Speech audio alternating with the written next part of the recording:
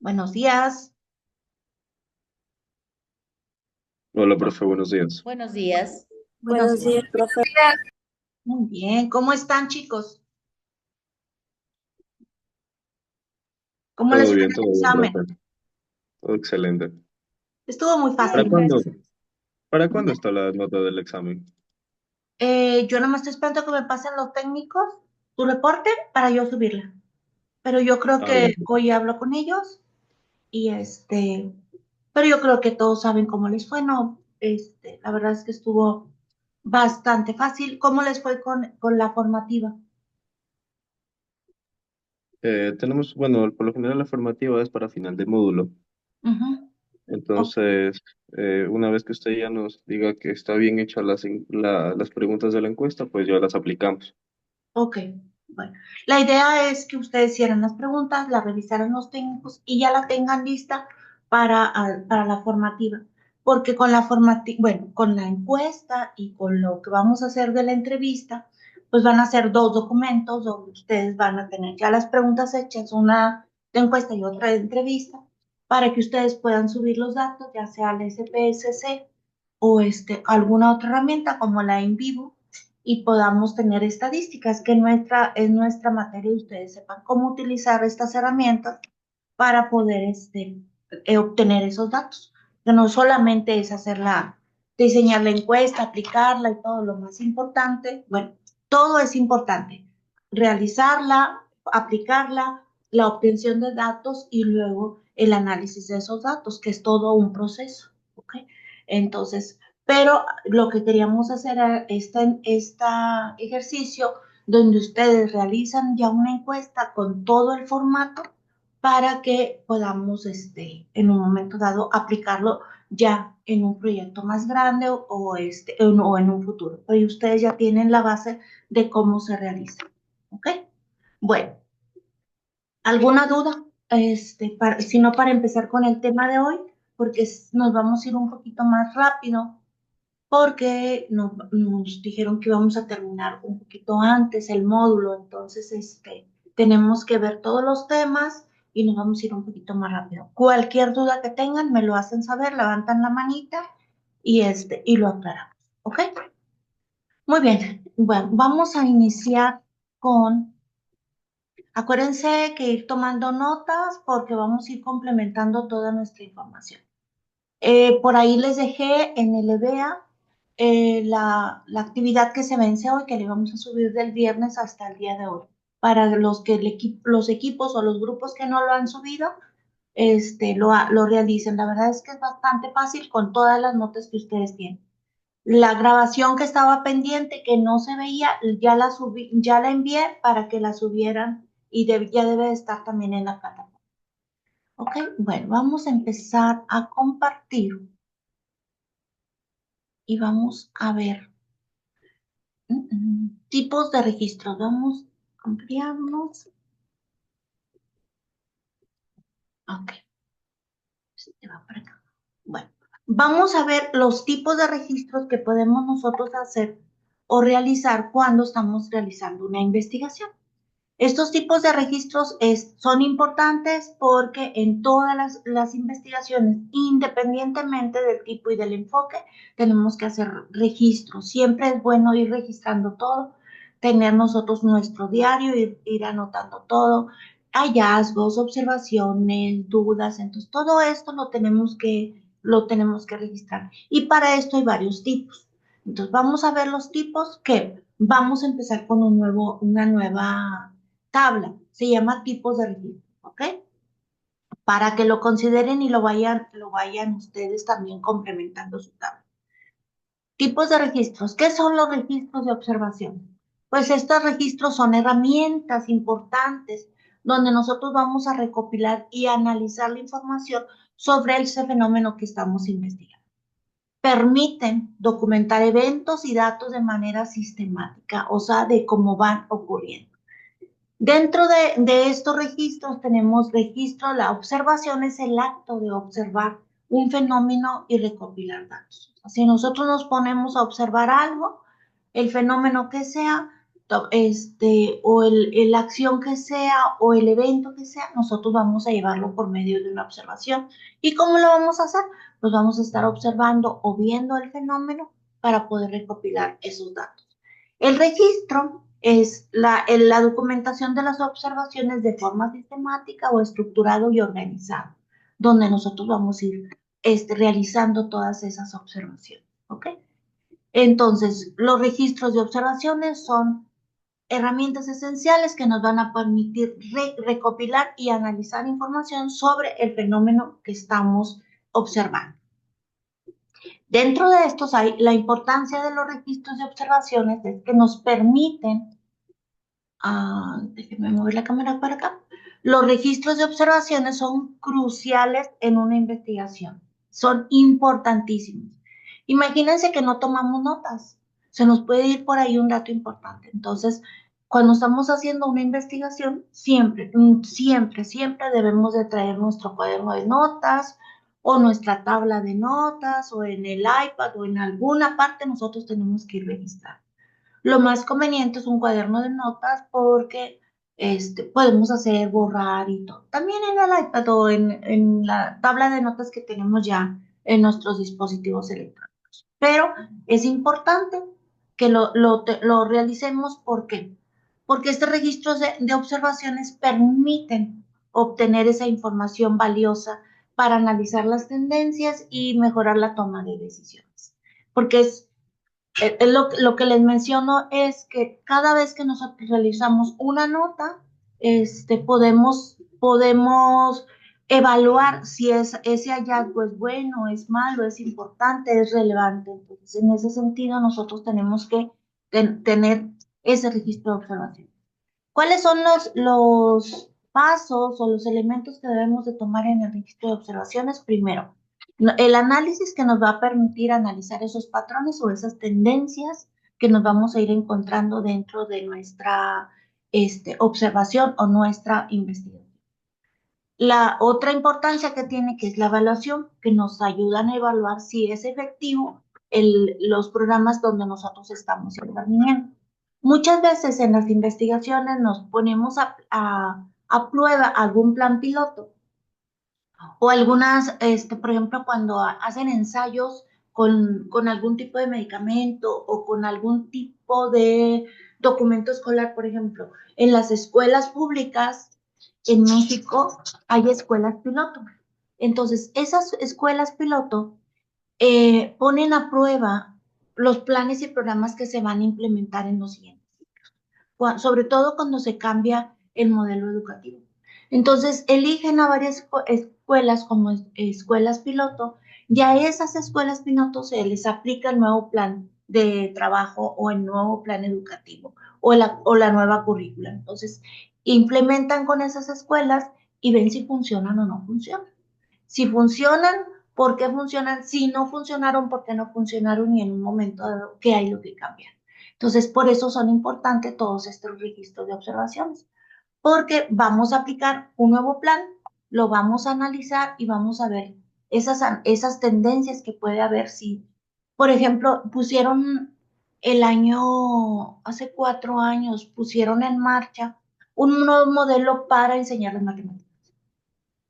Entonces, y empezaron a ver que había patrones que no se entendían y había una tendencia a que los alumnos ya traían una estructura de cómo analizar las operaciones básicas y vieron que se podían complementar los dos programas. Entonces, en esa observación o en esa evaluación llegaron a esa conclusión. Evaluaron la efectividad del programa anterior, la efectividad del programa actual y hicieron un vínculo entre los dos programas y empezaron a enseñar las matemáticas en conjunto con los dos modelos y tuvieron resultados muy importantes. Entonces, en este caso, el punto número 3 es la toma de decisiones. Facilitan la toma de decisiones en las decisiones informadas. Entonces, hubo un informe donde si era el bueno el programa anterior por esto, por esto y por esto, si era bueno el programa actual por esto y por esto, entonces hicieron un vínculo y tomaron una decisión y hicieron un nuevo modelo prácticamente, o sea, de los dos modelos hicieron un modelo que les está resultando muy bien, sobre todo en el aprendizaje de las operaciones básicas en el segundo y tercer ciclo de la escuela elemental o de la escuela básica, que es la escuela primaria, porque veían por ahí mucho retraso en las matemáticas con los niños, entonces pues tenían que implementar en ese sentido un nuevo modelo. Por eso es importante el registro de observaciones. Lo analizaron, lo evaluaron y luego tomaron una decisión. Este es un ejemplo de por qué es importante el registro de observaciones. Ahora, vamos a ver nosotros registros narrativos. ¿A qué se refieren los registros narrativos?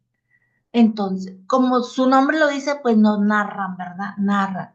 Los registros narrativos son descripciones detalladas y escritas de eventos o comportamientos observados, incluyendo el contexto, los detalles y las emociones. ¿Ok? De estos registros narrativos tenemos, por ejemplo, el descriptivo.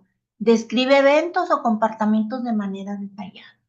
Vamos a ir describiendo, por ejemplo, si vamos a una marcha o por ejemplo, cuando se hacen las marchas de protesta, describen cómo se desarrolló, cómo hubo el comportamiento y todo lo hacen de manera muy detallada. ¿Ok? Este es un registro narrativo. Un registro narrativo cronológico presenta los eventos en el orden en el que ocurrieron. ¿Ok? Por ejemplo, cuando nosotros vemos cómo se fue desarrollando, por ejemplo, la pandemia. Entonces, ¿qué pasó primero? ¿Qué se pasó después? ¿Qué pasó cuando se dieron las vacunas? ¿Qué pasó con esas vacunas? ¿Cómo hubo la reacción de las personas? ¿Qué reacciones tuvieron? Todo, y se va registrando por fechas, todo en orden por fechas, ¿ok? Ok, y el otro es el registro narrativo subjetivo que incluye la perspectiva del observador. Esto es el observador lo hace, lo narra, cómo lo vivió, cómo lo fue viendo él desde la perspectiva del o investigador o del observador. Entonces, dentro de los registros narrativos tenemos el descriptivo, el cronológico y el subjetivo. ¿Ok? Estos son importantes porque siempre nosotros vamos a ir incluyendo todos esos detalles, emociones, contextos donde se va dando el, el, el fenómeno que estamos observando. Características de los registros narrativos. Los registros narrativos se caracterizan por un enfoque holístico. Acuérdense que un enfoque holístico es un enfoque general. Su capacidad para capturar los detalles y la perspectiva personal del observador. ¿Okay? ¿Qué vamos a observar en los registros? ¿Cuáles características tienen estos registros narrativos? Primero, que hay un contexto. O sea, ¿dónde se está desarrollando este fenómeno o este dato que estamos observando? ¿Ok? Siempre tenemos un lugar, un lugar asignado, pues sí, un lugar donde se desarrolla ese fenómeno, ya sea en la ciudad, en el campo, en algún laboratorio, en alguna escuela, en alguna administración, en algún lugar se está desarrollando. Entonces, a eso nos referimos con el contexto. Esta es una de las principales características de los registros narrativos. Entonces, siempre vamos a encontrar estos elementos. Contexto, lugar donde desarrolla, detalles, incluyen los detalles específicos de lo que estamos observando o del evento. Por ejemplo, si estamos observando la reacción química o la reacción de un volcán, imagínense. Entonces, pues vamos a ir donde está el volcán, vamos a observar, vamos a ir al pueblo, a la ciudad o al lugar específico donde se encuentra el volcán y vamos a observar todos esos detalles. Por ejemplo, aquí en México tenemos el Popocatépetl que está muy activo siempre, entonces sabemos que tenemos que ir al Estado de México y estar cerca, bueno, de donde las autoridades permiten que se acercan, porque como les digo que es muy activo, pues siempre hay cenizas. Entonces, pero hay momentos específicos del volcán que se va a hacer una erupción muy grande, va a haber, va a haber mucha ceniza, va a haber mucha, entonces estos investigadores, bueno, pues ven todos esos detalles específicos sobre ese evento en específico, por la erupción del volcán, tal fecha. ¿Okay? Entonces podemos hacer registros narrativos descriptivos y al mismo tiempo cronológicos. Y luego también se registran las emociones. Captura la emoción del observador y de las personas observadas. No, no nada más de lo que yo siento, sino también lo que sintieron las personas. Imagínense ver la erupción de un volcán. Entonces, ¿qué se siente ver cuando salen todas esas grandes rocas ya calizas y la ceniza, todo eso? Entonces, eso ha de ser un momento muy importante. Digo, a mí no me ha tocado porque yo no soy de esa área, pero sí es un ejemplo donde nosotros podemos ver ese contexto, los detalles y las emociones en la característica de estos registros narrativos. Ejemplos de registros narrativos. Los registros narrativos se utilizan en diferentes campos, como en la educación, la psicología, la antropología, la medicina, la ingeniería, en todos. Imagínense ustedes en el área de criminología. Estos registros se pueden llevar porque vamos haciendo todo un registro, vamos a ir documentando todo el progreso. Vamos a utilizar todo el progreso, por ejemplo, de un delito que se cometió, cuándo se registró, cómo se registró, cuáles fueron todos esos detalles que hubo en ese delito, cuáles fueron las emociones de las personas, cuál fue la emoción del observador o del criminólogo o del abogado a levantar todos esos datos. Y si ustedes lo ven, por ejemplo, en las películas, cuando se registran no sé, los eventos importantes de un delito, donde cuando llegan, tienen que llegar a un lugar, ver todos los detalles, cómo está el cuerpo, qué está tirado, qué no está tirado, bueno, todo. Y también registran la emoción de que dicen, y sentí escalofríos al momento de ver estos cuerpos tirados, o las personas que estaban ahí manifestaron que sentían mucho dolor o mucha angustia por lo que sucedió. Entonces, todo esto va registrado.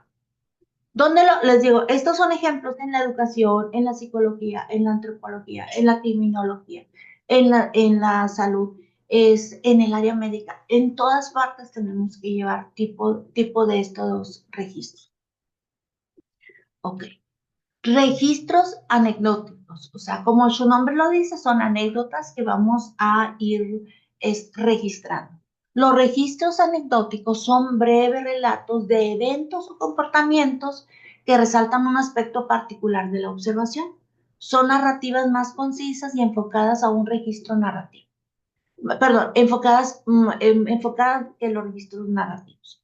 Es conciso, es conciso, se centra en el evento y en el comportamiento específico, es breve, es corto, es más corto que un registro narrativo y su perspectiva ofrece una visión particular del observador. ¿Okay? Una anécdota sobre la observación o sobre el momento que yo tuve al momento de, no sé, de ver la erupción del volcán. ¿Qué me pasó en ese momento? Entonces puedo registrar alguna anécdota.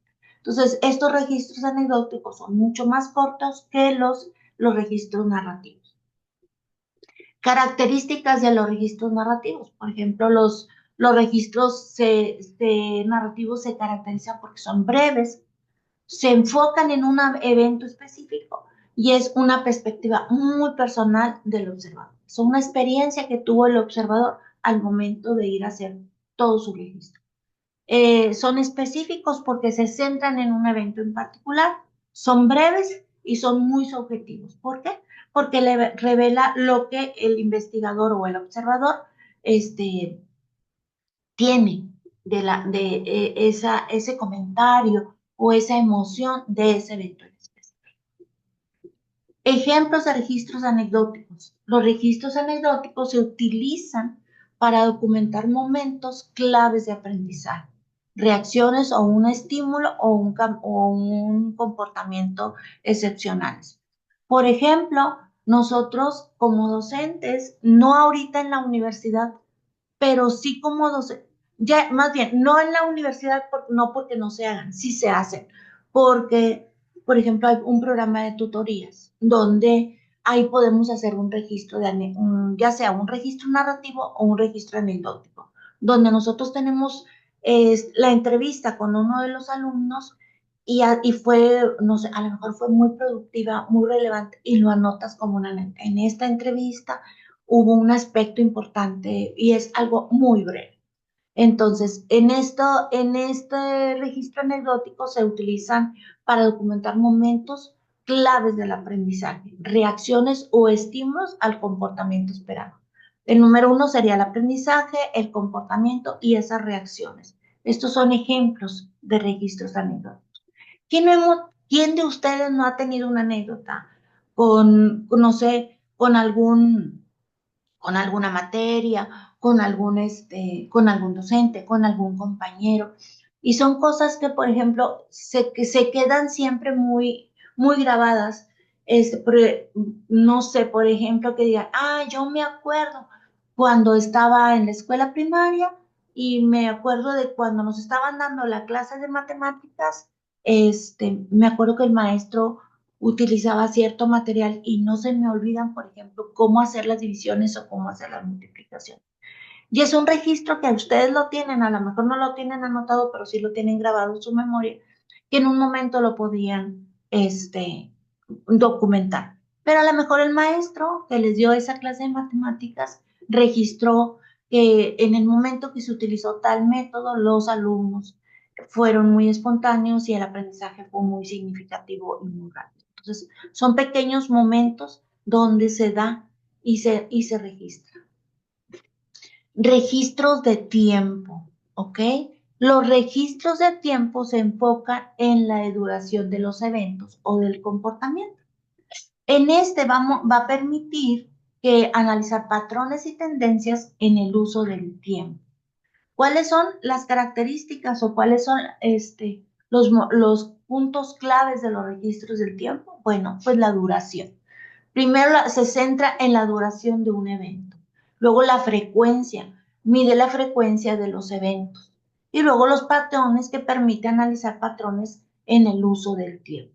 ¿Ok? Entonces, esos también son muy importantes. Por ejemplo, algo que lo hacen muy seguido, por ejemplo, las carreras de coches. Se centran mucho cuánto dura la duración del evento o lo de las vueltas de cada coche, la frecuencia y los patrones que van presentando los carros estos. Entonces, todo esto lleva un registro. O también un registro en el tiempo puede ser en la evaluación de un programa educativo, en la aplicación de un nuevo medicamento, en la aplicación de nuevas herramientas, de cómo se da una nueva herramienta para detectar, no sé, por ejemplo, huellas dactilares y cosas así. Entonces, vamos a ver cómo pasa o en ese tiempo que vamos a registrar, qué pasa con ese evento que nosotros estamos registrando y tienen un tiempo determinado, una duración determinada. Características de los registros de tiempo, primero es la duración, la frecuencia y los patrones, ¿ok? Los registros de tiempo se caracterizan por que siempre va a haber ese tiempo, esa frecuencia y esos patrones que se dan en un tiempo determinado. Ejemplos de los registros de tiempo, por ejemplo, esos registros se utilizan para analizar el tiempo dedicado a las tareas, a las rutinas, al uso de nuevos dispositivos electrónicos. Ahorita, por ejemplo, es muy frecuente el uso de dispositivos electrónicos. Entonces, ¿cuánto tiempo utilizan las personas o cuánto tiempo llevan a cabo o más bien, cuánto tiempo utilizan un dispositivo diario determinadas personas?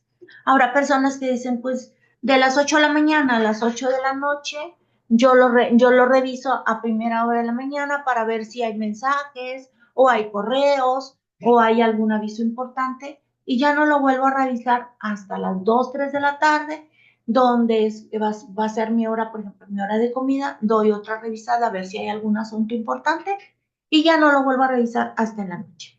Entonces, en un día, ¿con qué frecuencia utilizas ese dispositivo electrónico? Habrá otras personas que dicen, bueno, yo lo reviso a las 8 y luego le doy una revisada a las 10 y luego una revisada a las 12. A las 2 cada 2 horas procuro revisar. Pero habrá personas que no pueden vivir sin el dispositivo electrónico. Todo el tiempo lo tienen en la mano y constantemente lo están revisando. Entonces, en ese sentido, dices, bueno, ¿qué tiempo? Pues 24 horas. ¿Con qué frecuencia en esas 24 horas? Pues cada 2 horas, cada 3 horas, cada 4 horas, o todo el tiempo lo traigo en mi mano. Entonces, en ese sentido, nosotros si vemos las características del registro, la duración, ¿cuál sería? 24 horas. La frecuencia, ¿con qué frecuencia se utiliza el teléfono celular en esas 24 horas? Y los patrones que se tienen, que vamos a permitir identificar patrones de uso del tiempo. ¿Cuáles serían los patrones? Bueno, pues por ejemplo, las personas que lo utilizan 2 o 3 veces en el día, bueno, pues dicen yo veo correos, mensajes importantes o avisos. Ese sería un patrón. Otro patrón sería, por ejemplo, las personas que lo utilizan más tiempo. Bueno, constantemente lo tengo que estar revisando porque me están enviando mensajes o si soy coordinador tengo que estar viéndolo constantemente, pero lo reviso cada 2 horas o cada hora. Entonces, y luego el otro patrón sería las personas que lo tienen todo el tiempo en la mano, que no es que tengo que estar revisando WhatsApp, es que tengo que estar revisando correo, es que tengo que ver, no sé qué está pasando con determinada persona y no lo puedo soltar. Que sí lo podemos soltar, pero a veces ya lo hacemos tan personal que no lo podemos dejar. Entonces, en ese sentido, nosotros podríamos llevar un registro del tiempo. Ahora también, por ejemplo, en el de tareas, tiempo dedicado a las tareas. ¿Cuánto tiempo le dedicas a la tarea? No sé, si tienes en la tarde ya libre o que sales de la escuela de las 4 de la tarde a las, no sé, 8 de la noche son 4 horas. En esas 4 horas, cuánto tiempo le dedicas a la tarea? Entonces, ¿con qué frecuencia lo utilizas? ¿Cuáles son los patrones que se van presentando? Habrá personas que dicen, no, yo en 1 hora hago mis tareas y en ese tiempo de 4 horas, bueno, en 1 hora yo hago la tarea. ¿Y cuáles son los patrones que presento? Bueno, pues que siempre termino mis tareas, nunca dejo nada pendiente ni nada. ¿Ok? Entonces, sin problema. Otro ejemplo es, por ejemplo, las rutinas, patrones de actividades diarias, donde nos dicen, yo me levanto a las 8 de la mañana, me voy a correr, hago mis estiramientos, me voy a correr, y luego hago una rutina de, no sé, de pesas o de cardio y voy registrando todo. ¿Cuánto tiempo le dedico? No sé, por ejemplo, 2 horas, o a lo mejor las personas que se dedican a un ejercicio específico que se están entrenando que son atletas de alto rendimiento, llevan todo un registro de cómo de cómo van entrenando. Por ejemplo, los nadadores, cuánto tiempo hiciste, cuánto tiempo es el tiempo récord, cuánto tiempo te falta, qué día hiciste más tiempo, qué día hiciste menos tiempo, cuáles fueron los patrones que se presentaron el día, por ejemplo, que hiciste muy buen tiempo, en qué condiciones venías, el día que hiciste menor tiempo, cuáles eran las condiciones y todo eso se registra en un tiempo determinado. Y acuérdense que siempre va a haber un tiempo y va a haber frecuencias y nos van a dar patrones. Por eso son importantes estos registros de tiempo. Otros registros de tiempo, otro tipo de registros son los registros de control. Estos registros de control se utilizan para evaluar el progreso hacia un objetivo específico. Realizan o se registran el comportamiento de eventos que se desean modificar o controlar. ¿Ok? Estos registros de control, sus características son que se van a hacer una evaluación. Van a evaluar el progreso hacia un objetivo, van a identificar patrones de comportamiento. Si ustedes se fijan, en todos los registros hay esto, identificar patrones de comportamiento. ¿Por qué? Porque vamos a ir viendo en estos registros cómo se va presentando cada fenómeno. Entonces, en este registro vamos a identificar patrones de comportamiento y la modificar esos comportamientos o esas estrategias. Donde yo les decía, por ejemplo, un registro de control, por ejemplo, cuando nosotros vamos al médico, donde nos abren nuestro expediente, nuestro medicamento que nos van a dar, vamos a identificar esos patrones con ese medicamento, si funcionó, si no funcionó, si me sentí bien, si me sentí mal, si no sentí nada, si la enfermedad o el padecimiento que yo tenía evolucionó o no evolucionó, los niveles bajaron o no bajaron. Entonces, todo se lleva un control y vamos a identificar esos. Y en la modificación sería modificar los medicamentos, ya sea las dosis el tipo de medicamento o agregar otros medicamentos o quitar medicamentos y o la estrategia que tendríamos que implementar, por ejemplo, una mejor dieta, ejercicio, tomar más agua, no sé, visitar al doctor, al psicólogo y cosas así. Entonces, este registro de control es muy utilizado, por ejemplo, en el área médica, pero también en el área de la criminología. Porque si nosotros vemos la evaluación de un progreso por ejemplo, de una ley.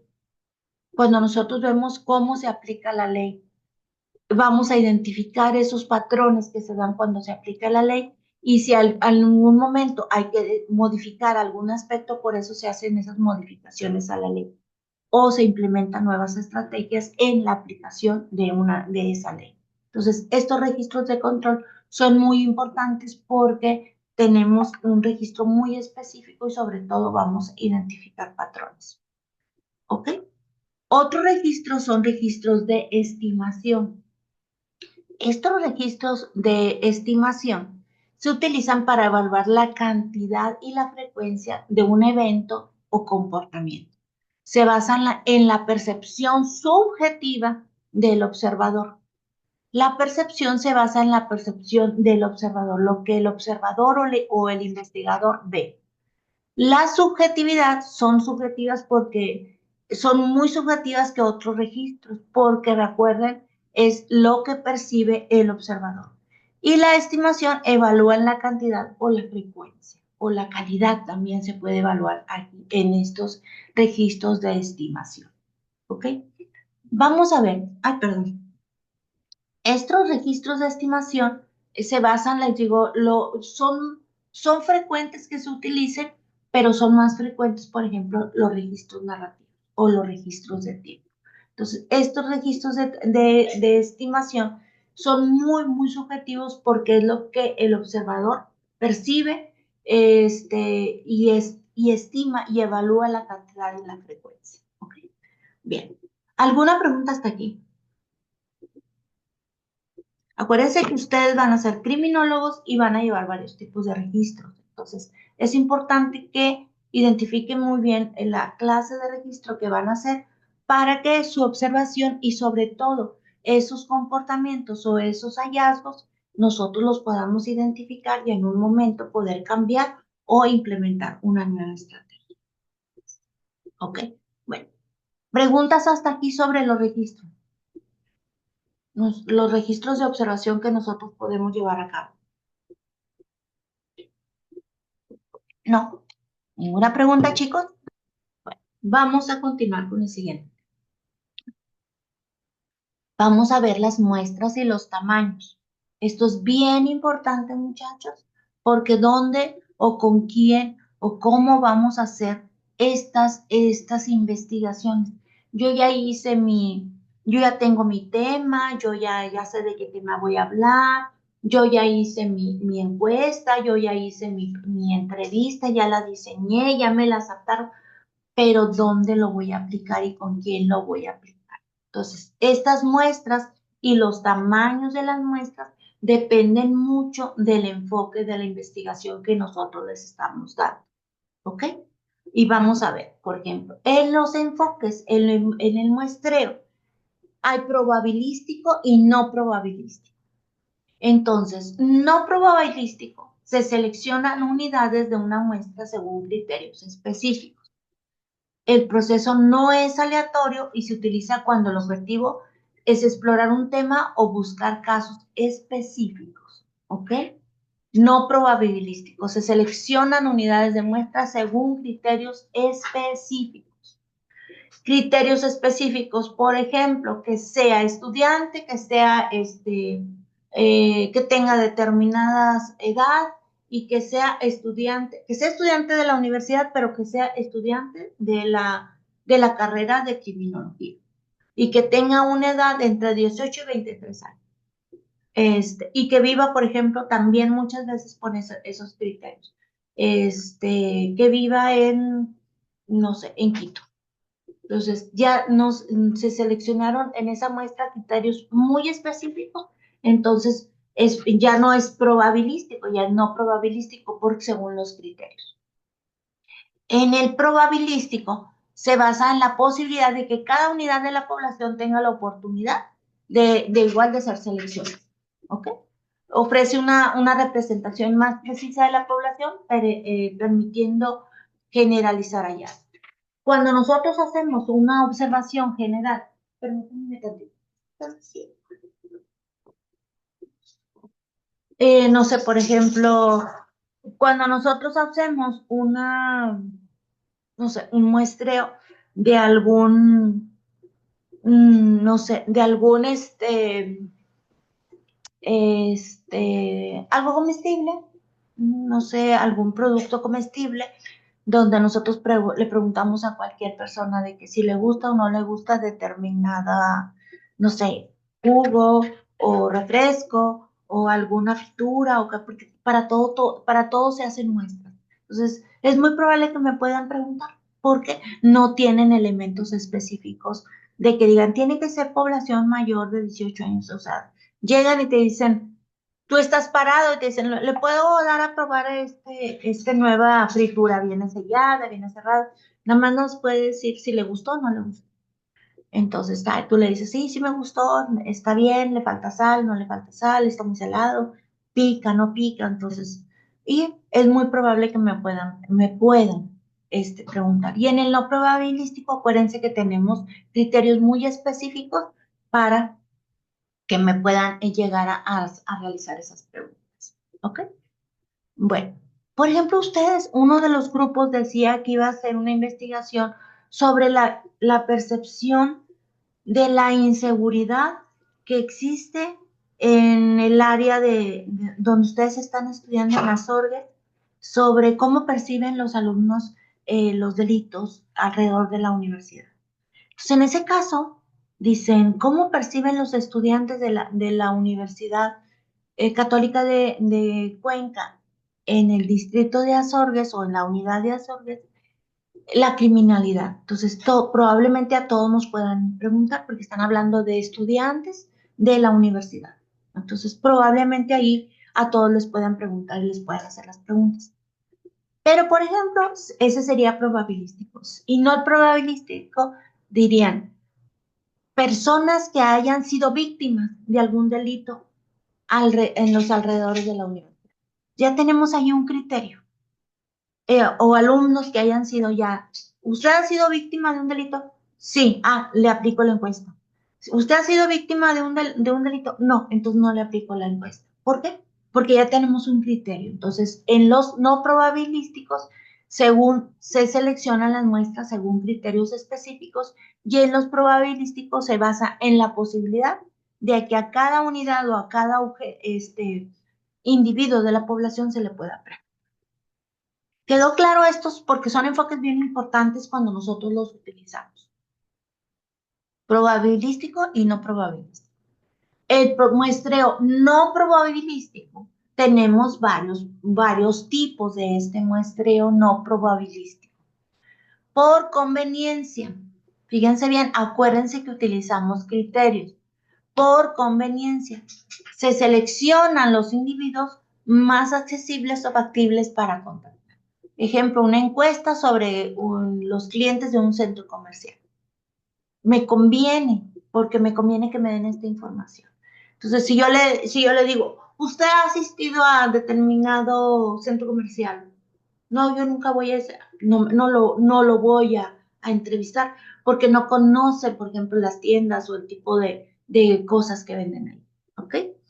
Entonces, ese sería por conveniencia. Entonces, o también cuando nos dicen que sean estudiantes del nivel básico. No sé, por ejemplo, cuando le hacemos encuesta, entonces me conviene. Yo ya tengo una característica específica. ¿Ok? El otro es consecutivo. Se seleccionan a los individuos que cumplen con los criterios de la muestra y están disponibles. Por ejemplo, entrevistar a pacientes que llegan a un hospital. ¿Ok? Consecutivo. Por cuota, se busca una representación proporcional de subgrupos dentro de una población. Ejemplo, una encuesta con un número específico de personas de cada género. ¿Ok?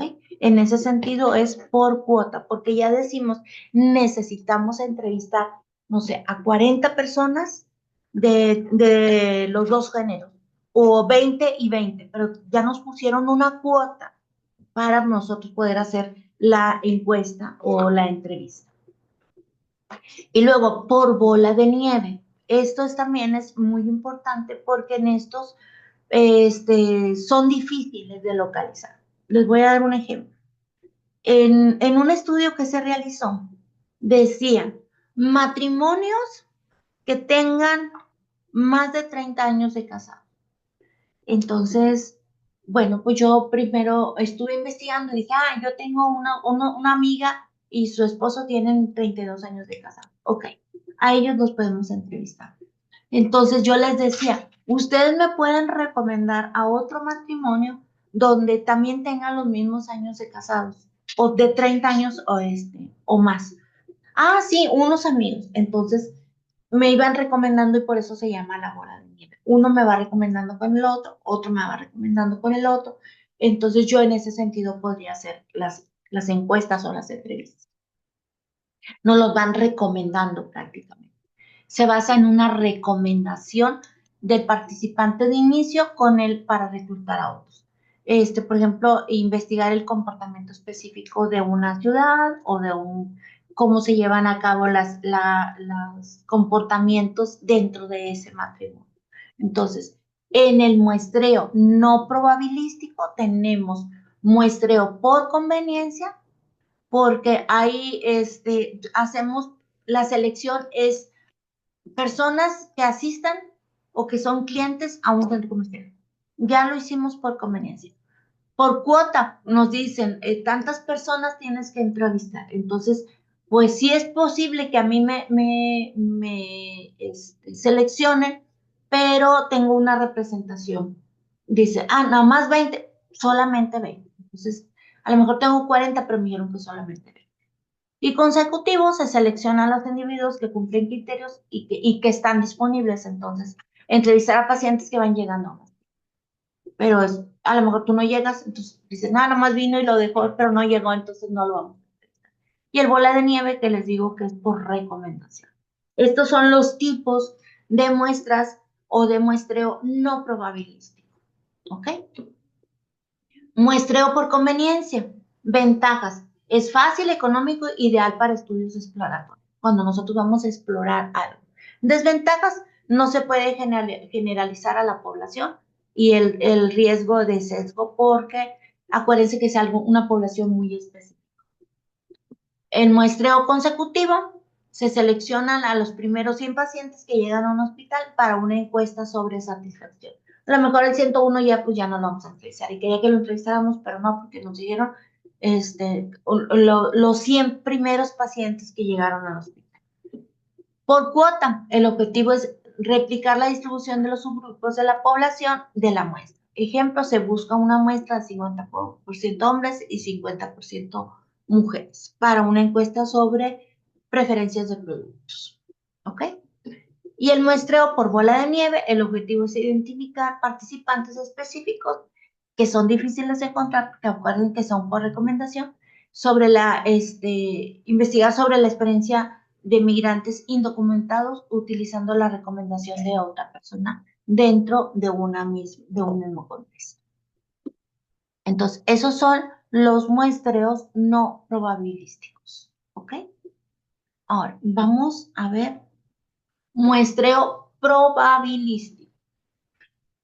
El muestreo probabilístico es aleatorio simple. Cada unidad tiene la misma posibilidad de ser seleccionada. El probabilístico, o sea, es una probabilidad que me seleccione. El sistemático se selecciona una unidad al azar y luego a cada unidad.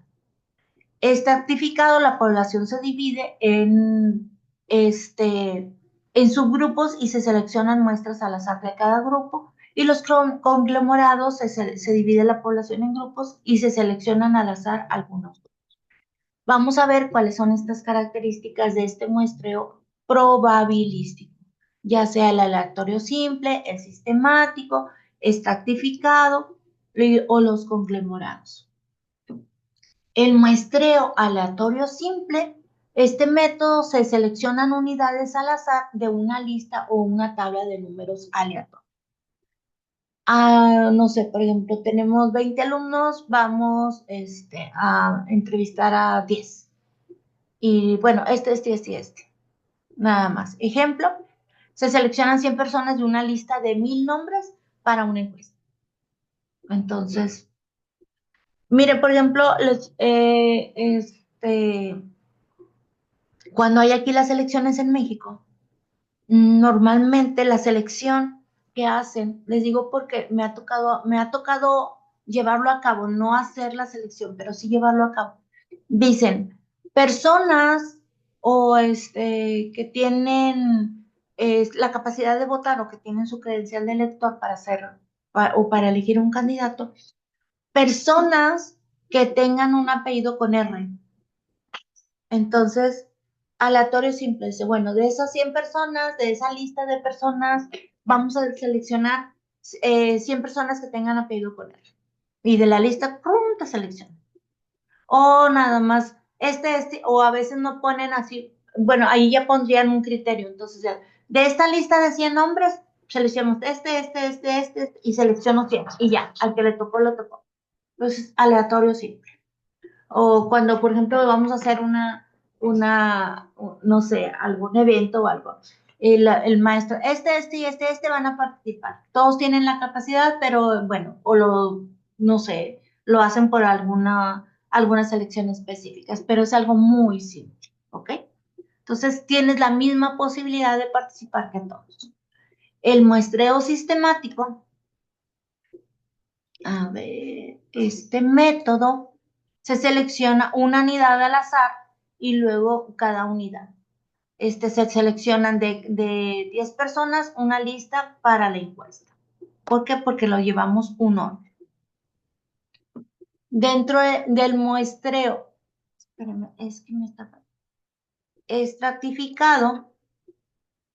En este muestreo estratificado no se ven las letras, pero de acuerdo vamos a seleccionar algunos grupos de la población. Y el muestreo por conglomerado se divide en los grupos de la población. ¿Ok? Entonces, de hecho, aquí lo tenemos. El muestreo estratificado, la población se divide en subgrupos y se seleccionan las muestras al azar de cada grupo. ¿Ok? Por ejemplo, nosotros, o usted, más bien ustedes, en los grupos, en el A, B, C, D y E, tienen pequeños grupos o equipos. Entonces, la población ya está dividida en subgrupos, que serían esos equipos. Entonces, y de eso vamos a decir, el grupo 4 es el que va a participar. O sea, ya está dividido, ¿ok?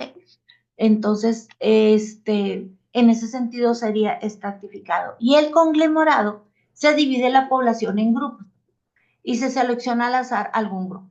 Por ejemplo, están todos conglomerados, todos juntos, vamos a dividir grupos, no sé, por ejemplo, de 8, de 9, de 10, así, según esto. Y luego de eso vamos a seleccionar uno. A ver, este es el que va a participar. Pero tienes la misma posibilidad de que te seleccione. En ese sentido, estas muestras probabilísticas pueden ser aleatorias simples, sistemático, estratificado o por conglomerado. ¿Ok? Bien, vamos. El cálculo de la muestra, que esto es bien importante. ¿Cuántas personas voy a seleccionar para para poder que esta muestra sea confiable? Esto es bien importante, muchachos. Voy a entrevistar a toda la población, pero nos dicen que es una muestra. Entonces, una muestra es algo pequeño de esa población específica. ¿Ok? Entonces, y bueno, ¿cuáles van a ser los factores que debo de tomar en cuenta para calcular esta muestra? Primero, nivel de confianza. Probabilidad de que los resultados de la muestra tengan una representación de la población.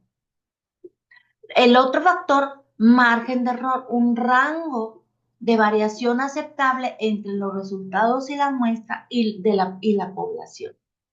Y la variabilidad de la población, la variación de las características de cada, de que se está estudiando. Aquí le falta color.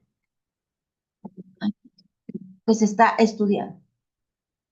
Entonces, cuáles factores voy a tomar en cuenta para calcular la muestra? Pues van a ser el factor de nivel de confianza, el margen de error que pueda tener y variabilidad de la población. ¿Cómo puede variar la población? Y ahorita lo vamos a ver. Consideraciones del cálculo. ¿Cómo voy a calcular esa muestra? Primero, recursos disponibles, que esto es bien importante, muchachos, los recursos disponibles que vamos a tener para calcular esa muestra. El tamaño de la muestra debe ser realista en términos de tiempo y recursos y costos. ¿Ok? Yo puedo decir, es que yo quiero entrevistar a, no sé, al presidente de la República. Yo tengo los recursos, tengo el tiempo, tengo todo para llegar. Y los recursos pueden ser recursos económicos o recursos personales o capital humano que le dicen para poder yo llegar. Entonces, en ese sentido, dicen, no, pues no lo voy a poder entrevistar, no me van a dar una entrevista, no me van a dar una cita entre 2 años o entre los 6 meses y yo necesito realizar ya mi investigación. Pues no, entonces siempre tengo que ver si tengo recursos disponibles, siempre recursos humanos y recursos económicos, que son bien importantes. Precisión requerida. El tamaño de la muestra más grande ofrece mayor precisión, pero puede ser muy costoso. Ejemplo, en una población, a ver, bájate. En una población donde nosotros queremos sacar una representación, pero esa representación son 5 millones de personas. ¿Vamos a poder hacer la encuesta o la entrevista a 5 millones de personas? Pues a lo mejor sí podemos, pero necesitamos invertirle mucho tiempo y dinero también, porque hay que pagarle a personas para que entrevisten. Que por ejemplo nosotros vemos en las encuestas cuando nos hacen los censos de población, pues hay muchos recursos por parte de la Secretaría o del país para contratar personas para que realicen estas encuestas. Entonces, pero nosotros, por ejemplo, podríamos hacer entrevistas a, no sé, a 1,000 personas, pues a lo mejor sí, pero necesito invertirle tiempo, necesito invertir recursos, necesito sacar copias, necesito que otra persona me ayude, le tengo que pagar. Entonces, tengo que considerar si tengo los recursos disponibles para poder llevar a cabo esta muestra representativa tan grande, considerando que va a ser mucho mejor los resultados que vamos a tener, pero mucho más precisa la muestra, pero también acordemos que puede ser muy costoso. Complejidad del estudio también depende mucho de los estudios que estemos realizando. Estudios más complejos pueden requerir muestras más grandes para poder asegurar la representatividad. Entonces, siempre tenemos que considerar estos tres aspectos.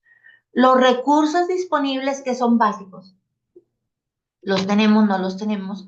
La precisión requerida, si nosotros estamos dando una precisión de un 95%, entonces, pues la muestra tiene que ser más grande, pero acuérdense que también puede ser mucho más costosa. Y depende de la complejidad del estudio, pues estas muestras pueden ser más grandes para asegurar su efectividad o su representatividad. Estas son consideraciones para el cálculo. Las conclusiones. La importancia del tamaño de la muestra y el enfoque del muestreo son fundamentales para garantizar la representatividad y la generalización de los hallazgos. Las recomendaciones son seleccionar el método de muestra adecuado a cada estudio, ajustar el tamaño de la muestra según las necesidades del estudio. Y luego, déjenme les doy un dato importante. Cuando nosotros hacemos estudios cualitativos, acuérdense que los estudios cualitativos son más subjetivos. Entonces, en los estudios cualitativos no necesitamos muestras muy grandes. Por ejemplo, yo quiero saber cómo se dan, por ejemplo, la violencia doméstica. Entonces, yo voy a entrevistar a expertos en violencia doméstica para llevar a cabo, por ejemplo, mi entrevista. Cómo se da, dónde se da, cuáles son sus características, dependiendo si voy a hacer una encuesta o si voy a hacer una. Pero es algo representativo. Normalmente, en los enfoques cualitativos, las muestras son pequeñas. Entonces, selecciono a un grupo de personas expertas en violencia doméstica. Entonces, yo ya voy a poner ahí características específicas de quién me va a dar la información. Personas expertas en violencia doméstica. Entonces, desde ahí ya no es probabilístico. Digo, perdón, no es probabilístico, es no probabilístico, porque ya estamos dando un criterio importante. Entonces, yo puedo entrevistar a 10, a 15 personas que son expertas en violencia doméstica. Voy a encontrar y hago un estudio, por ejemplo, en mi comunidad, ¿cuántas personas hay expertas en violencia doméstica? Pues hay, no sé, 8, ¿ok? De esas 8, puedo seleccionar a 3, a 5, a 7 y puedo dejar una persona por si alguna persona me falla. Pero con esas 8 personas o 7 personas o 9 personas que yo entreviste, me pueden dar la percepción sobre la violencia doméstica que se presenta en la comunidad. Esa sería una muestra mm, no probabilística con criterios específicos, ¿ok? Ya lo seleccionamos. Pero acuérdense que las muestras en el enfoque cualitativo pueden ser pequeñas, tienen que ser tan grandes porque va a haber personas específicas que nos van a dar o nos van a informar sobre ese tema. En cambio, en la encuesta o el enfoque cuantitativo, vamos a sacar una representación de una población que haya sufrido, que ya tenemos también un criterio, que haya sufrido de violencia doméstica. Y nos vamos, por ejemplo, a algún centro, nos dicen, de las denuncias que se presentaron por violencia, tantas personas fueron violentadas por este tipo de violencia. 50, por decir. Ah, ok. Entonces, de esas personas, yo tengo que sacar una representación de la muestra. Y si yo tengo una probabilidad de un 95% de que la muestra sea efectiva, entonces yo tendría que sacar un cálculo. ¿Cuál es el 95% de 50? Entonces yo tendría que calcular 95% de la muestra. Y en ese sentido, nosotros ya no va a ser una muestra pequeña. A lo mejor nos va a dar 9 por 5, 45 personas más o menos que yo tenga que entrevistar para que esa muestra sea representativa y sea, sobre todo, que sea confiable. Entonces, es muy diferente cuando nosotros hacemos un enfoque cualitativo. Las muestras pueden ser pequeñas y en el enfoque cuantitativo, las muestras deben ser más grandes de acuerdo con la población que exista, con el enfoque o el objetivo que nosotros estamos investigando. Por ejemplo, si nosotros queremos investigar este, la tendencia de la moda en las jóvenes de 18 a 23 años, ¿cuál es la tendencia de esa moda? Entonces yo estoy haciendo porque estoy cuantificando cuántas personas o cuántas jóvenes siguen esa tendencia. Entonces, pues cuántas mujeres de esa edad existe en la población donde yo voy a intervenir. Acuérdese del contexto. No, pues hay, no sé, 400 personas. De esas 400 personas, 4 por 9 son 30. Van a ser como 360 personas que tengo que entrevistar. ¿Por qué? Porque entre más grande sea la muestra en una representación, porque lo vamos a cuantificar, pues la efectividad va a ser mucho menor. ¿Ok? Tomando en cuenta siempre los recursos disponibles que tenemos. Entonces, en cualitativo, las muestras son pequeñas. En cuantitativo, va a ser en relación a la población que yo el objetivo de mi población que yo estoy investigando. Esas características de esas personas, si son 20 o si son 30, entonces yo tengo que sacar un porcentaje de unas personas de las personas que me van a dar esa información, y bueno, y me voy a dedicar pues a buscar. ¿Okay? Entonces sí es importante que tengan en cuenta que en quali las muestras son pequeñas y en quanti las muestras son más grandes. ¿Ok? Ahora, preguntas hasta aquí. Ya vimos las muestras, ya vimos el tipo de registros. Vamos a ver si alguien tiene alguna duda, sino para seguir, sino para continuar. ¿Ninguno tiene duda?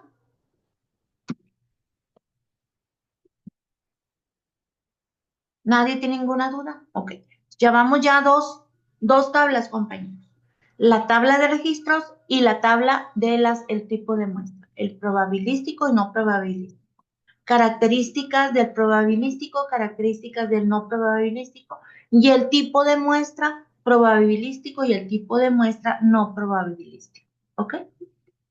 Esas son dos tablas que llevamos ahorita porque acuérdense que las vamos a ir haciendo para después subirlas como tarea. Dígame, alguien levantó la mano, vi una manita levantada pero la bajaron. Ay, sí, yo es que disculpe, no le escuché bonito, entonces le iba a pedir que repite, por favor. Perdón, ¿no me escuchó la indicación, María? Sí, o sea, de las tablas que dijo, es- no le escuché bonito. ¿Podría Ok, repetir? sí, ya llevamos dos temas el día de hoy. El de observación, que es una tabla de observación. Vamos a ver los tipos y características de cada observación y dónde se pueden aplicar. Y la otra tabla es sobre las muestras. Muestra, ¿cuáles son las muestras? Probabilística, no probabilística. El tipo de las muestras de probabilístico y no probabilístico. Son dos tablas que llevamos hasta ahorita. ¿Ok? Para que ustedes vayan haciendo ahí sus anotaciones y lo vayan haciendo por grupos para que yo les voy a dar la indicación cuando lo van a subir a la EBEA, porque es calificación como participación del alumno. ¿Ok? ¿Quedó claro, María? Sí, muchas gracias. De nada. Ok. Ahora vamos a ver este tema. Procedimientos éticos para la recolección de datos, consentimientos y asentimientos informados. ¿Ok? Esto es bien importante porque si bien es cierto, nosotros pusimos un consentimiento informado en la encuesta que hicimos, si ustedes lo recuerdan, que tenemos que poner ahí un consentimiento donde la persona autoriza o está de acuerdo a hacer esa encuesta. En esta presentación vamos a explorar estos procedimientos éticos para la recolección de datos, cuando nosotros ya vamos a aplicar las encuestas, centrándonos en la importancia de los diferentes tipos de consentimiento. Y aquí nosotros ya llevamos nuestra tercera tabla, diferentes tipos de consentimiento. El consentimiento informado y el asentimiento informado. Son dos tipos diferentes, ¿ok? Vamos a ver. Bueno, ¿por qué, compañeros? Porque es importante saber que, pues yo le puedo decir, ¿usted está de acuerdo que le realicemos la encuesta? Pues que sí, bueno, ya me están dando mi consentimiento. Yo ya le voy a informar que es una encuesta para un estudio académico que es completamente confidencial. Solo lo que nos interesa es la información que nos van a proporcionar sobre el tema. y yo ya le estoy informando a la persona que voy a entrevistar. Pero hay otro tipo de consentimiento, el asentimiento. Entonces, en este sentido lo vamos a ver. La importancia de los consentimientos y asentimientos informados. Pero la primera es respeto por la autonomía. Aquí no se ve muy claro, pero aquí está. Ay, se me cambió. Respeto por la autonomía. En los consentimientos informados garantizamos que los individuos tienen el control sobre los datos personales que puedan tomar una decisión de informados sobre su participación en los estudios o procesos de recolección de datos. Entonces, por ejemplo, a mí me dicen, ¿le puedo realizar una entrevista? Sí. ¿Le puedo tomar unos datos? Sí. Pues, ¿qué edad tiene? Tanto. ¿Qué género es? Tanto.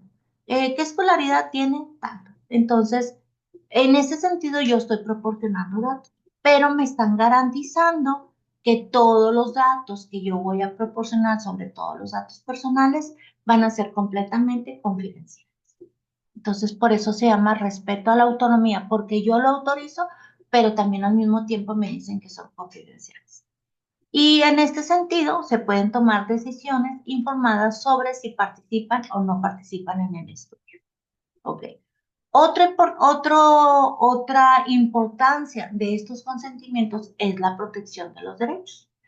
En estos procedimientos se protegen los derechos de las personas, asegurando que no se recolectan datos sin su consentimiento y se respetan sus límites y preferencias. ¿Ok?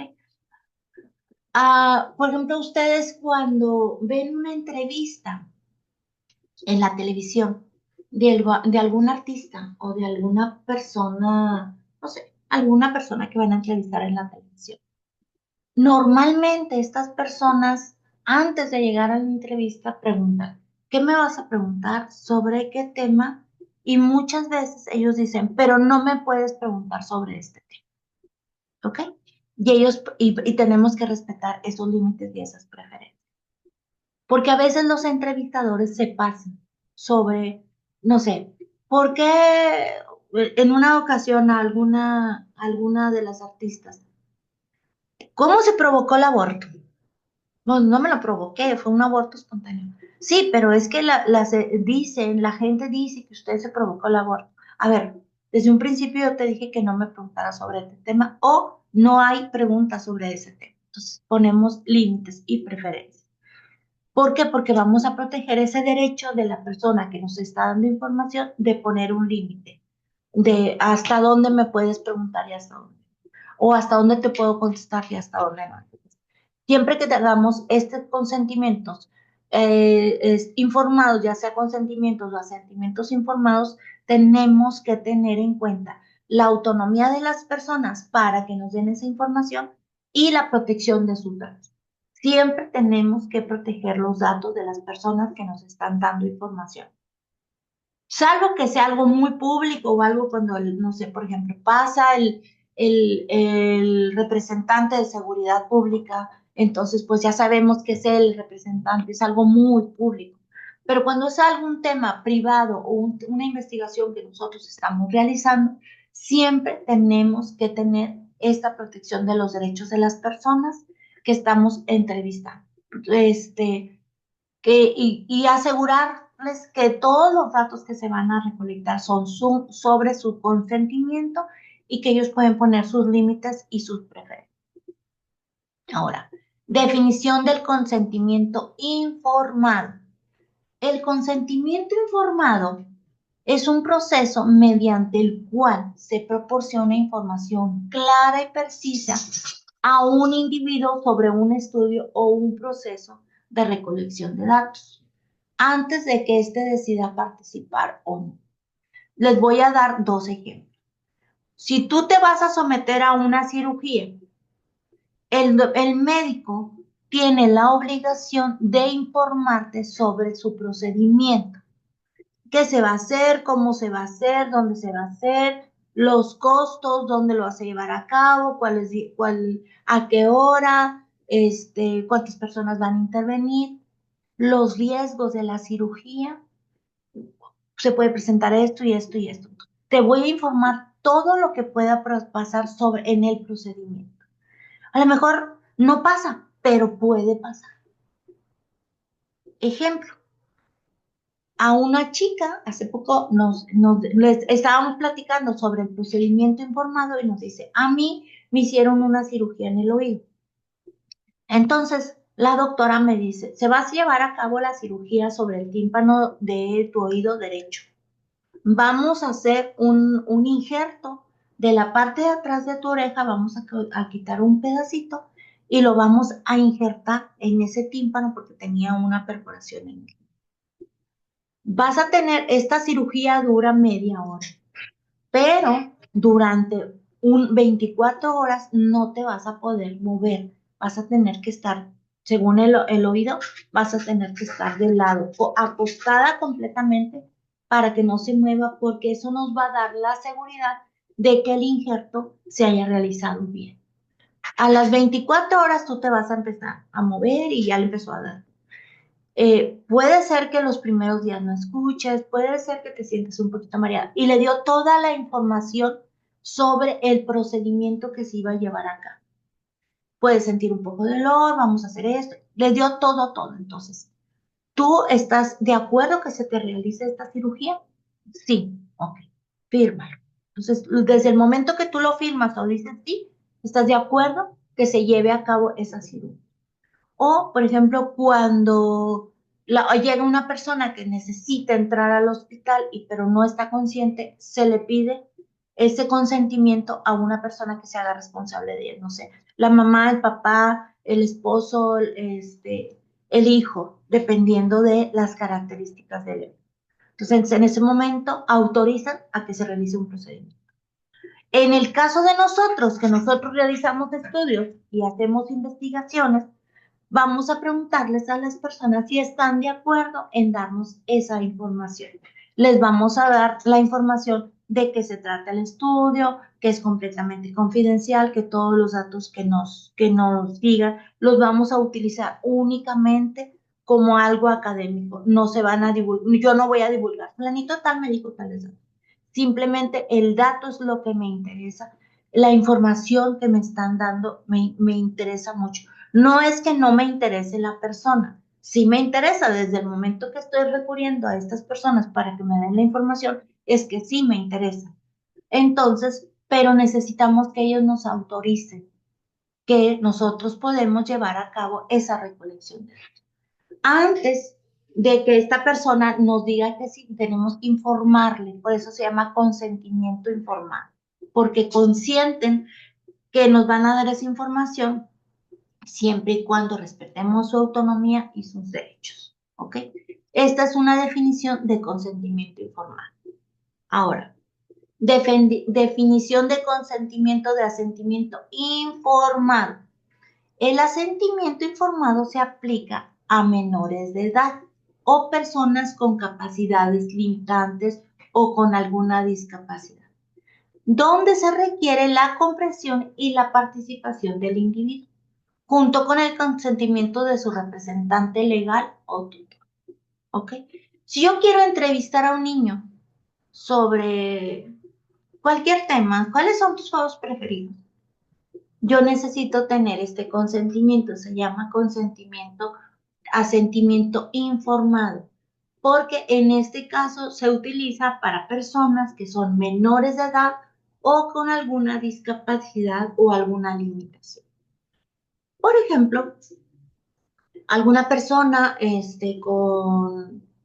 con capacidad, con una discapacidad auditiva o una discapacidad visual, donde se requiere la participación de este individuo, pero junto con el consentimiento de su representante legal o su tutor. ¿Ok? Es diferente cuando ya eres mayor de edad que tú dices, sí, yo quiero dar esa información, pero si eres menor de edad, siempre tenemos que tener la autorización de los padres y se llama asentimiento informado. ¿Ok? ¿Cuándo lo vamos a aplicar a personas con limitaciones que no puedan decidir o que tengan que tener el apoyo de otra persona y sobre todo en los menores de edad? Esta es la gran diferencia entre el consentimiento informado y el asentimiento informado. Tipos de consentimiento informado. Consentimiento expreso. Se otorga explícitamente mediante una firma que sí estoy de acuerdo sobre esa declaración verbal o esa acción específica que se le indica donde sí está bien, házmelo. Entonces fírmale, aquí te lo firmo. Estoy consentiendo, lo estoy expresando, este consentimiento. Estoy de acuerdo que se lo haga. Consentimiento implícito. Se refiere a partir de la conducta, se infiere a partir de la conducta del individuo, como la participación activa de un estudio o la aceptación de un servicio. ¿Ok? No necesitamos que no lo firme, pero por ejemplo, si vamos a, no sé, van a ir a a que les den un servicio, no sé, de limpieza o algo, pues quiere que le haga la limpieza, fírmele aquí, no. Se supone que tú ya vas para que te hagan esa limpieza, no sé, facial o dental o algo, y normalmente no lo expresas, o sea, no lo firmas porque es algo que ya está implícito, ya está indicado. Inclusión voluntaria, ese es otro tipo de consentimiento informado. La inclusión voluntaria es cuando el individuo decide libremente a participar en el estudio o en proceso de recolección de datos, sin coacción ni presión. Yo quiero participar. ¿A quién quieren que la entreviste? ¿A mí? Ok. Es una inclusión voluntaria. ¿Quién quiere participar? Yo. Usted está dando su autorización para participar. Y una exclusión voluntaria, el individuo decide libremente no participar en el estudio. No, yo no quiero participar, a mí no quiero que me pregunten. Entonces yo desde ese momento yo ya estoy expresando que no quiero que me pregunten o me entrevisten. Entonces es un consentimiento, en esto es consentimiento informado, expreso, donde yo digo sí, estoy de acuerdo que me entrevisten o me hagan tal procedimiento y lo firmo. En el consentimiento implícito es algo que ya está otorgado. Si yo voy a la escuela, yo sé que me van a poner un examen. O sea, no voy a decir, no, yo no quiero que me pongan examen. Yo sé que en algún momento voy a tener un examen o una nota donde yo tengo que participar. ¿Por qué? Porque desde un momento que yo entro a una escuela o a una especialidad, pues sé que me van a evaluar. Entonces, no, yo no quiero que me evalúen, no lo voy a firmar. Pues no, ¿verdad? Inclusión voluntaria cuando decido participar yo por ejemplo, en la recolección de datos. Sí, yo quiero participar sin ningún problema. ¿Quién quiere participar? Yo. En la exclusión voluntaria es cuando yo digo no quiero participar y lo expreso. ¿Y no? Sin ningún problema, ¿ok? En exclusión voluntaria, el individuo decide libremente a participar en el estudio o no, o en la recolección de datos, y sin consecuencias, no tiene ninguna consecuencia de nada. ¿Ok? Entonces, estos son los tipos de consentimiento informado. Hay otro, el consentimiento expreso. El consentimiento expreso es un tipo más común y la mayoría de los estudios o procesos de recolección de datos se deben obtener por escrito o con una firma del individuo. Acuérdense, consentimiento expreso. El implícito, este consentimiento puede usar en situaciones como recolección de datos anónimos o el uso de la información pública. Sin embargo, es crucial asegurarse que el individuo tenga la comprensión clara de cómo se van a utilizar estos datos. Sí, lo participo sin ningún problema, no necesito firmar nada, pero sí tengo que tener, acuérdense que es un consentimiento, ¿ok? Tengo que tener esa información. La inclusión voluntaria es cuando tú decides que esté completamente informados y que no se sientan presionados ni nada y obligados a participar. Simplemente se decide participar.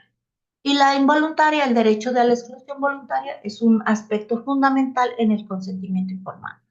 Los individuos deben poder optar participar o no participar en el estudio, sin ningún temor, ninguna consecuencia. Requisitos legales y éticos del consentimiento informado. Primero, cuando nosotros damos un consentimiento informado, tienen que ser claros y precisos. ¿Por qué? Porque la información proporcionada debe ser clara y precisa y fácil de comprender para los individuos. Tiene que, cuando nosotros damos un consentimiento, que tiene que ser muy clara la información que les vamos a dar para que ellos puedan, firmar ese consentimiento, sobre todo cuando es un consentimiento expreso. La voluntad, el individuo se debe decidir libremente sobre participar o no, sin ninguna presión ni nada. Es voluntario.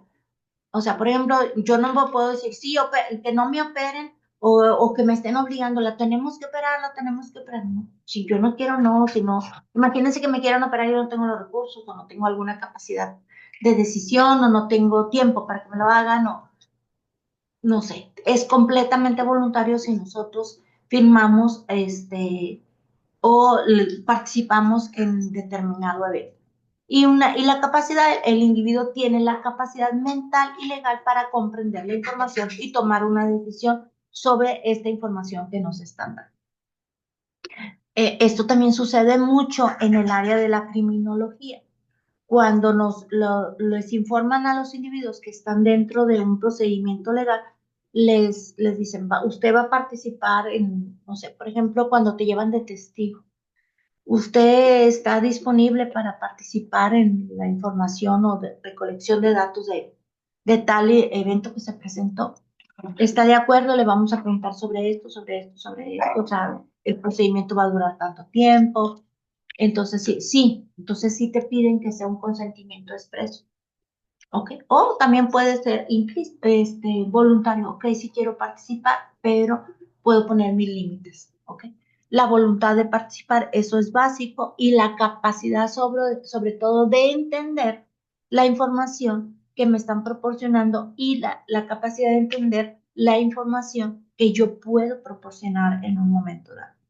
Esos serían los requisitos legales y éticos del consentimiento informado. Y protección de la privacidad y de la confidencialidad. Esto es bien importante, muchachos.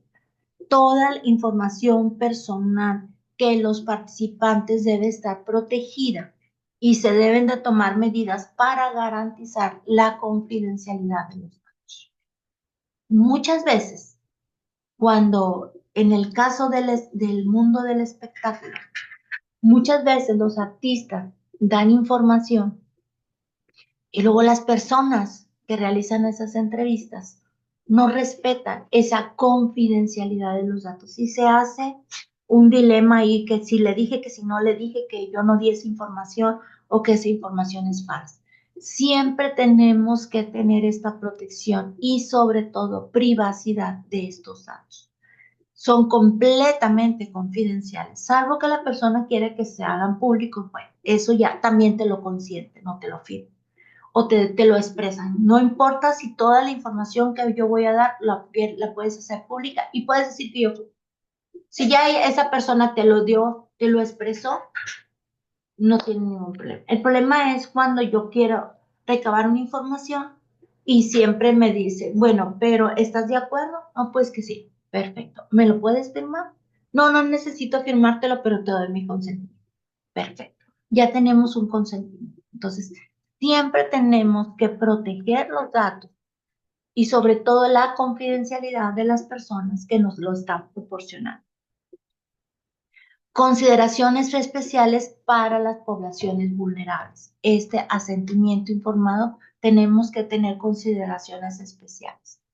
Se necesitan precauciones adicionales para obtener el consentimiento de poblaciones vulnerables, como por ejemplo los menores de edad, personas con discapacidad o personas en situación de pobreza. Se deben utilizar estrategias de comunicación apropiadas para garantizar que la información sea accesible y fácil de entender. ¿Ok? Siempre tenemos que garantizar sobre todo estas estrategias de comunicación, de cómo me voy a comunicar con los menores. A lo mejor los papás me dicen, sí, puedes entrevistar a mi hijo, pero yo tengo que estar presente. A lo mejor no intervengo, pero voy a estar presente. Y yo voy a hablar con mi hijo que le van a hacer varias preguntas sobre determinado tema. Hay temas muy, muy delicados donde los papás no autorizan. que se entreviste a su hijo. Y si los papás no lo autorizan y son menores de edad, pues no los podemos entrevistar. Entonces, en ese caso tenemos que tener estas consideraciones especiales para este tipo de personas, personas vulnerables. Acuérdense que son personas delicadas, personas que debemos de tratar con muy bien. A todas las vamos a tratar bien, pero en específicamente a los niños o a las personas adultas mayores que ya tienen alguna capacidad limitante, que no se acuerden de cosas o algo, siempre va a haber un tutor o un representante legal donde se autorice que esas personas participen. Y lo tenemos que tener muy en cuenta, muchachos. No es como que yo llego y entrevisto a un niño y luego se me puede venir un problema legal porque yo entrevisté a un niño sin el consentimiento de los padres. En ese sentido, siempre tenemos que considerar que nos den esta autorización los representantes legales o los padres en el caso de los menores. Proceso de obtención del consentimiento informado. ¿Cómo le vamos a hacer para que nos lo den ese consentimiento? Este proceso del consentimiento informado debe ser claro y estructurado y comprensible para el individuo. La información debe estar presente de forma clara y concisa. No les vamos a poner muchas cosas a lo que vamos. Necesitamos información sobre tal evento o sobre tal objeto de estudio o sobre tal tema para concentrarnos en eso. Por eso nos dicen que tiene que ser clara y concisa. Y debe permitir que el individuo haga preguntas y obtenga aclaraciones antes de dar su consentimiento. ¿Para qué quieres la información? ¿Dónde la vas a aplicar? ¿Cómo la vas a aplicar? La persona a la que yo necesito esa información me puede hacer todas las preguntas que quiera para que no tenga dudas sobre la información que se va a recabar. ¿Okay? Acordémonos, siempre respetando la autonomía, la confidencialidad y los derechos de la persona que nos va a dar esa información. Tenemos que siempre informarnos, entonces no podemos llegar así y normalmente si es necesario que no lo diga. Documentación y registro del consentimiento.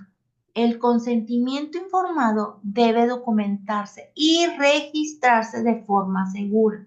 Siempre vamos a dar un documento, sobre todo cuando son temas muy delicados. Se debe guardar una copia del documento firmado por el individuo, así como una copia del proceso de obtención del consentimiento. Se debe cumplir con las leyes y regulaciones relevantes en materia de protección de datos. ¿Okay? Hay temas que dicen, ¿usted me autoriza? Sí, sin problema, pero siempre hay temas delicados. Y sobre todo cuando estamos tratando con personas vulnerables, en el caso de los menores de edad o personas con un rol limitante o alguna discapacidad. Entonces, si no lo dan firmado, siempre tenemos que guardar una copia. Por alguna situación legal, nosotros tenemos ahí el respaldo. Sí me autorizó o sí me autorizó a que lo entrevistara. Aquí está su consentimiento. Siempre protegiendo sus datos. Acuérdense, siempre tenemos que hacer esa protección de datos. Y bueno, y de acuerdo con las regulaciones de cada país en materia de protección de datos. Son muy parecidas la protección de datos entre países o entre comunidades, pero muchas veces hay usos y costumbres o hay alguna indicación importante en cada ley de protección de datos de cada comunidad en específico. Siempre lo tenemos que revisar. En caso de que sea necesario, revisen. No hagan su consentimiento así, soy libre. No, acuérdense que todo está regulado. Siempre nosotros, los que estamos en este mundo de las leyes, todo tiene una regulación, todo tiene una ley que se debe de respetar. Y debemos de revisarlo bien, porque puede cambiarnos una palabra, un punto, una coma, nos puede cambiar. Entonces, es importante revisar estas leyes y regulaciones sobre la protección de datos. Conclusiones y recomendaciones sobre el consentimiento informado. El consentimiento informado es un proceso esencial o importante, muchachos, para la recolección de datos. Es un procedimiento ético y responsable. es fundamental garantizar que se cumplan los requisitos legales y éticos que protejan los derechos y la privacidad de los individuos que nos van a dar esa información. Se deben tener en cuenta las consideraciones especiales para las poblaciones vulnerables y se deben documentar y registrar adecuadamente los consentimientos. Tanto consentimiento informado como asentimiento informado, siempre, sobre todo en el caso de las personas vulnerables, es importante. Todo es importante, muchachos, pero siempre tenemos que tener un documento que nos respalde, ¿ok? Porque y así nos evitamos cualquier tipo de problema, ya sea moral o físico, ¿ok? Acuérdense, tenemos dos tipos de consentimiento, el consentimiento informado, y en ese tenemos varios tipos, y el asentimiento informado, que es cuando hay personas menores de edad o personas vulnerables. Son dos tipos de consentimientos que nosotros podemos aplicar, ya sea de forma expresa, implícita, voluntaria o involuntaria, en caso del consentimiento informado. Y en el asentimiento informado es un consentimiento que nos lo dan los tutores o los representantes legales de las personas vulnerables, ya sean menores de edad o con alguna, ya sea discapacidad o alguna limitación. ¿Ok? Bueno, hasta aquí llegamos con el tema de hoy. Preguntas. Ya tenemos 3 tablas, compañeros. La tabla de los registros de observación, la tabla de las muestras y una tabla o puede ser también un cuadro sinóptico o un mapa conceptual, como ustedes lo quieran organizar sobre los consentimientos informados. ¿Ok? ¿Alguna pregunta hasta aquí? ¿Alguna duda? Disculpe, profe, buenos días. ¿Para cuándo Dígame. sería la actividad? Ustedes lo van a registrar y yo en el transcurso de la semana les doy fecha para que ustedes lo suban. Normalmente es de viernes a lunes. No se los pongo de un día para otro, para que vayan ustedes complementando sus tablas o sus mapas. ¿De acuerdo? Ya les. ¿Sí? Yo les digo, para tal fecha, por ejemplo, el jueves les puedo decir, suban esta y esta tabla en un solo documento y se evalúan. Pero ya les voy a dar yo las indicaciones para que lo suban. ¿Ok? Preguntas. Hasta aquí. ¿Alguna duda? ¿Nada, chicos? Dudas, preguntas, observaciones. Creo que está bastante claro lo que son las observaciones, lo que son las muestras probabilística, no probabilística, y esto de los consentimientos es bien importante que nosotros lo tengamos muy en cuenta. Este tipo de consentimientos que nos dan para recabar información en nuestras investigaciones. ¿Ok? ¿Dudas, preguntas, observaciones? ¿Nada? ¿Ninguna duda, ninguna pregunta? Muy bien. Por ahí están pasando los compañeros a tomar listas, incluso a veces nos acompañan en las clases. Entonces, para que si por alguna situación ustedes tuvieron que salir en un momento, tomaron la lista para que lo consideren, para que no les vaya a afectar alguna falta que sí hayan asistido y que no se los hayan tomado en cuenta. Entonces, para que lo tomen en consideración y estén al pendiente de cuando pasen las listas de asistencia. ¿Ok? Bien. Entonces, si no tienen dudas o preguntas, observaciones, nos vemos mañana para continuar con los temas y les digo, nos vamos a ir un poquito más rapiditos porque tenemos que empezar a diseñar lo de la entrevista y eso se los voy a dar más adelante, ¿ok? Bueno, entonces los veo mañana, que tengan un bonito día, desayunan rico, me imagino que ya desayunaron, pero van a ir a almorzar. Ahorita para ustedes son las 11, van a ser las 11. Ah, no, almuerzan más tarde, ¿verdad? Bueno, disfruten la mañana y los veo mañana por aquí un poquito más temprano. Y si tienen alguna duda, pues me la hacen saber. En cuanto a mí me pasen los técnicos, las observaciones de los exámenes, se van a ir subiendo los resultados a la plataforma. ¿De acuerdo?